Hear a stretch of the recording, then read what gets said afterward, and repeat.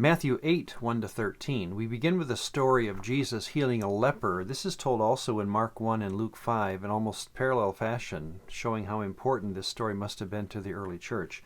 The request of the leper, Jesus' declaration of his healing, and then his recommendation, instruction to go to the temple, talk to the priests as a testimony to them. Interestingly, he adds that line. So let's talk about that. He is a leper. Now, the word lepra in Greek is an exfoliative skin disease. We're not sure of the medical condition necessarily. Hansen's disease is sometimes thought of as the equivalent, but it was an extremely scary disease to the ancient world. In fact, in the Old Testament, there are more resuscitations from the dead, 3, than there are healings from lepra. Only 1, that's Naaman in 2 Kings 5. So it was considered living death at the time. And what's most important to catch here, of course, is that leprosy, or this disease, made one unclean. Now, what that means is, to be unclean, to be ritually unclean, means there is no approach to Yahweh. We often, again, don't catch this. We think of salvation as a one-way or a single step in the process of being right with God, and so it is. But in the ancient world, it was one thing for a person to be right with Yahweh. And let's presume for the moment, I think we can do this later, but let's presume for the moment that this man actually is a loyalist to Yahweh. Let's just pretend. Even though he's a loyalist to Yahweh, he has no approach to the priest, to the temple, because they thought of salvation, again, as a two-step process. I am right with God, but I can't go to his home, his temple, if I am unclean. I was just given by a Muslim this week the gift of a Quran, and I was reading it very beginning, the foreword of this Quran. This is a holy book to Muslims. Therefore, we do not read this book in the bathroom.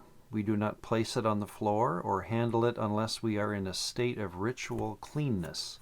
So this is a very strong idea within the Middle Eastern world, that ritual cleanliness is just a requirement. If you're going to approach God, or in that sense Allah, to a Muslim, you have to be ritually pure.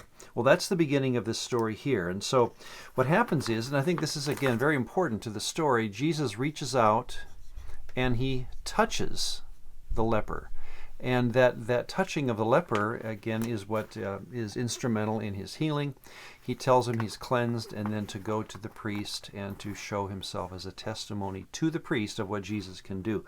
I really see this as a moment that fuels the rest of the New Testament story. Let me say it in this way, or ask it as a question. Is what Jesus can do to cleanse a person who is considered unable to approach the God of Israel, so that he now can approach the God of Israel, a big enough deal that it will become a theme through the rest of Scripture? And I will recommend yes. Watch how this issue of what Jesus can do to a person who is ritually impure, outside of the priesthood, outside of sacrifice, outside of the temple, what he can do to a person to make them in their world feel that they can now approach Yahweh. That's an incredible moment again in this story. Well, the second story we read here is where Jesus talks to a centurion. The important thing to catch here is he's Roman, which makes him automatically unable to, again, be ritually pure.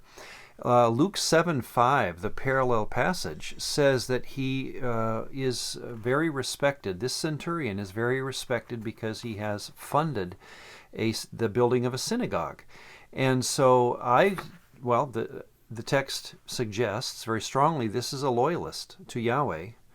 He loves Yahweh. He wants a synagogue in his village, but he's a Roman. So again, he's under that same problem of that two-step issue of being right with Yahweh, but because he's a Roman, he's not a Jew, he does not follow Jewish protocols, he would be therefore considered unclean and unable to approach the God of Israel. What Jesus has with him is just a conversation, and it's fascinating. Lord, I am not worthy that you should come under my roof, but only speak a word, and my servant will be healed, for I am a man under authority, having soldiers under me, And I say to this one, go, and he goes, and to another, come, and he comes, and to my servant, do this, and he does it. It's interesting that in the Syriac version of the New Testament, which is another textual tradition, the Aramaic behind the original statement of this man probably includes the line, you are the Lord, all power is yours, you even command the spirits. In other words, part of this discussion of, I know what loyalty works like. I tell people what to do and they do it.